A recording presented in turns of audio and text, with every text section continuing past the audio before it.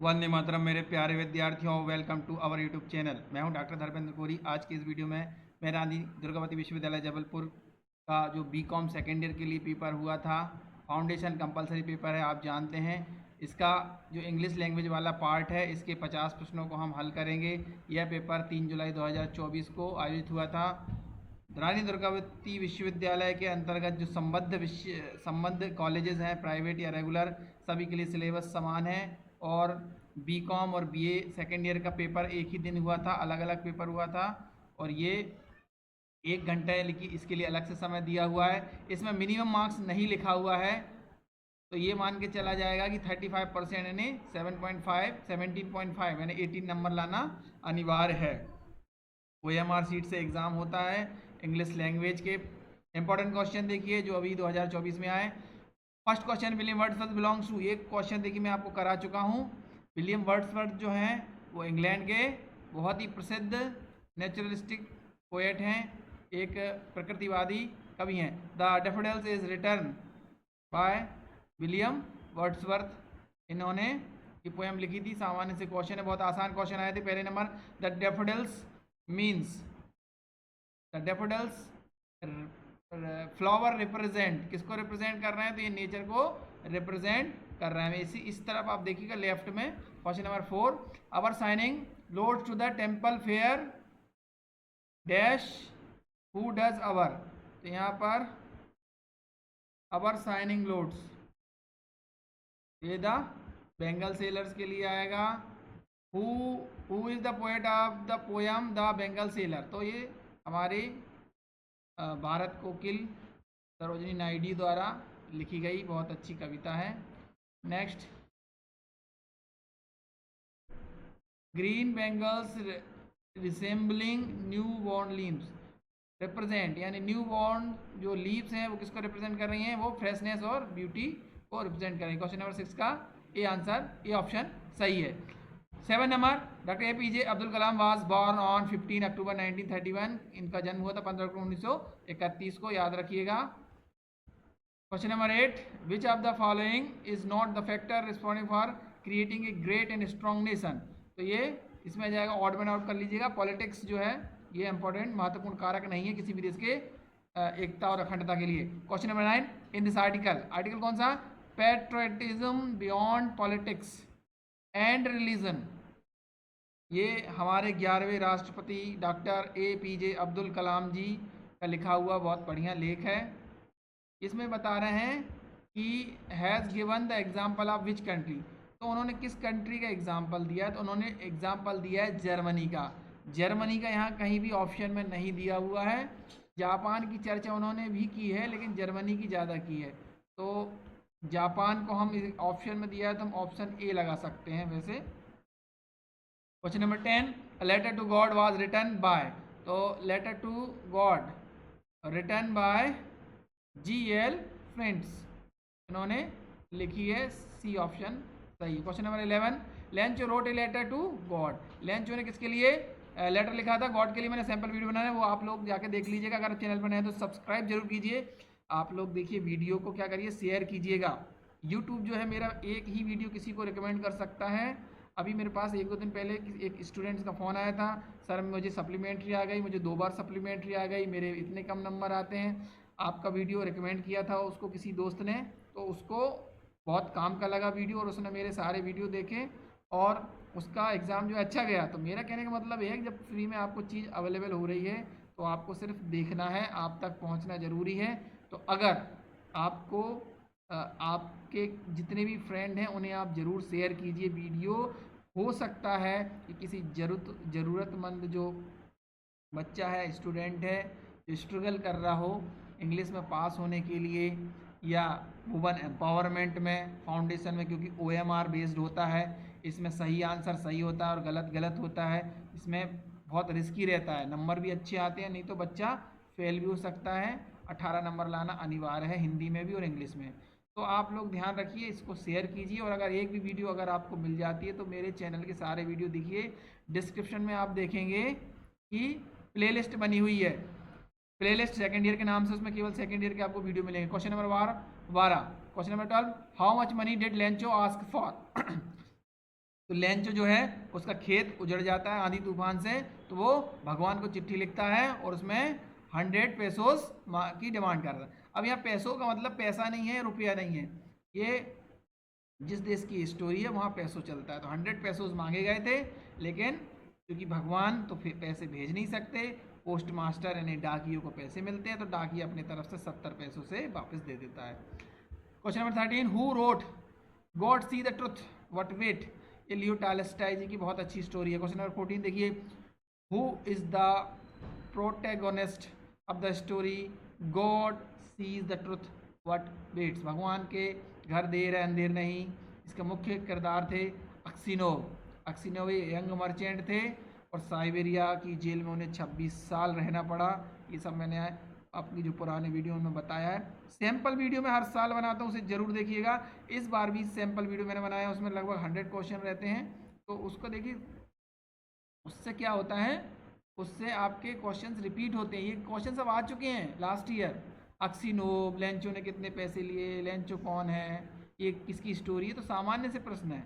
18-20 question तो ऐसे ही आ सकते हैं, आपको बार बार वीडियो देखेंगे तो आपको याद हो जाएगा। क्वेश्चन नंबर 15 देखिए, in which year was God sees the truth what waits published, तो ये कब पब्लिश हुआ था, तो ये जो पब्लिश हुआ था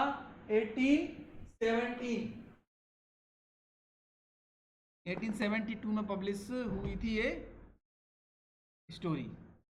क्वेश्चन नंबर 16 देखते हैं।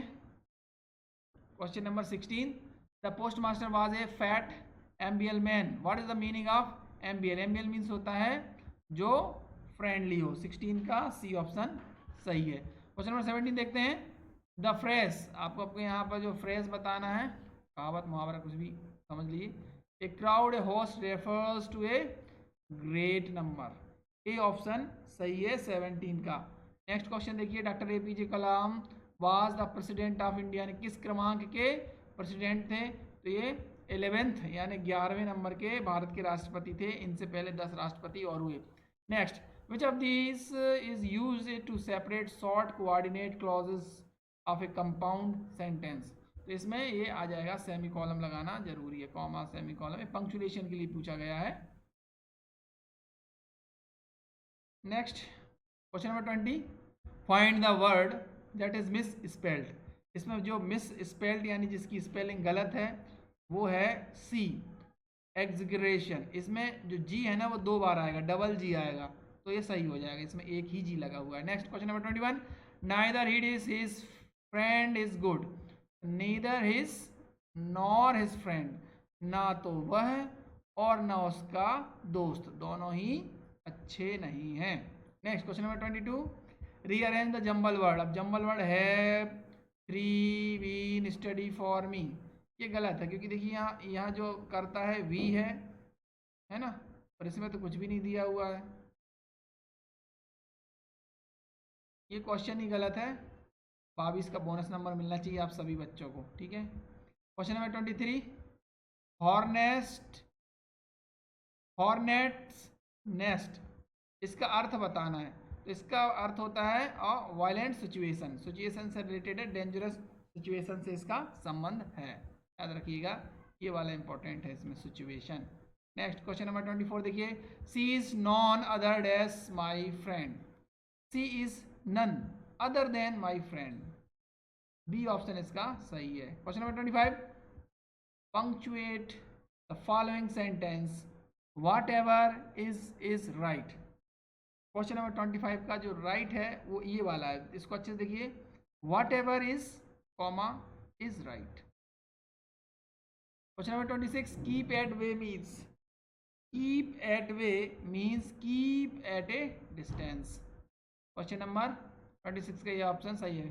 27 प्रश्न यही पढ़ लीजिए, पुल योर सॉक्स अप, तो पुल योर सॉक्स अप का मतलब है to get ready. Question number 28 की ओर चलते हैं। क्वेश्चन नंबर 28 कह रहा है, while writing the person should mention their name, कहाँ होना चाहिए अगर आप पत्र लिखते हैं, तो हमेशा आखिर में आपका नाम होना चाहिए, बी ऑप्शन इसका सही है। क्वेश्चन नंबर 29 देखते हैं, dash writing proves the validity and authenticity of an idea और पॉइंट ऑफ व्यू, 29 का सही ऑप्शन हो जाएगा आपका ए वाला एक्सपोजिटरी राइटिंग। क्वेश्चन नंबर 29 का A. Next question number 30, an advertisement is dash. Advertisement जो होता है वो एक पब्लिक अनाउंसमेंट होता है, याद रखिएगा। नेक्स्ट,